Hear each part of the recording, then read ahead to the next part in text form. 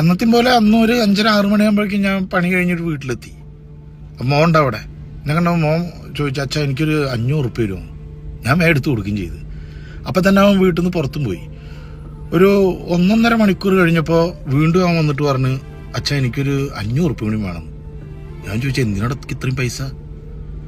ഒരു അത്യാവശ്യ കാര്യമുണ്ട് അച്ഛാ, ഞാൻ അനാവശ്യമായിട്ടൊരു ഉറുപ്പ്യ ചിലവാക്കില്ല എന്ന് അച്ഛനെ അറിയില്ലെന്ന്. ശരിയാണ്, അങ്ങനെ അനാവശ്യമായിട്ടൊരു ഉറുപ്പ്യ ചിലവാക്കാത്ത കുട്ടിയാ. ഞാൻ വേഗം എടുത്തിട്ട് 500 റുപ്യ കൂടി കൊടുത്തു. അപ്പം തന്നെ അവൻ പോവുകയും ചെയ്തു. രാത്രി ഒരു 11-11:30 അവനെ കാണുന്നില്ല. എനിക്കാണെങ്കിൽ പുലർച്ചെ 4 മണിക്ക് എണീക്കും വേണം. ഞാൻ വേഗം കിടന്ന് ഉറങ്ങി. പിറ്റേ ദിവസം രാവിലെ അവളുടെ അലർച്ച കേട്ടിട്ടാണ് ഞാൻ ഓടിച്ചെല്ലണത്. അപ്പം കണ്ട കാഴ്ച, എൻ്റെ മോൻ ഇങ്ങനെ തൊള്ളിൽ നിന്ന് നേരം പതയൊക്കെ വന്നിട്ട് ഇങ്ങനെ മലർന്ന് കിടക്കുക. വിളിച്ചിട്ട് അനക്കല്ല. ഒരച്ഛനും അമ്മയ്ക്കും കണ്ട സഹിക്കാത്തൊരു കാഴ്ചയിടും. ഞാൻ വേഗം വാരി എടുത്ത് ഹോസ്പിറ്റലിൽ എത്തിച്ച്.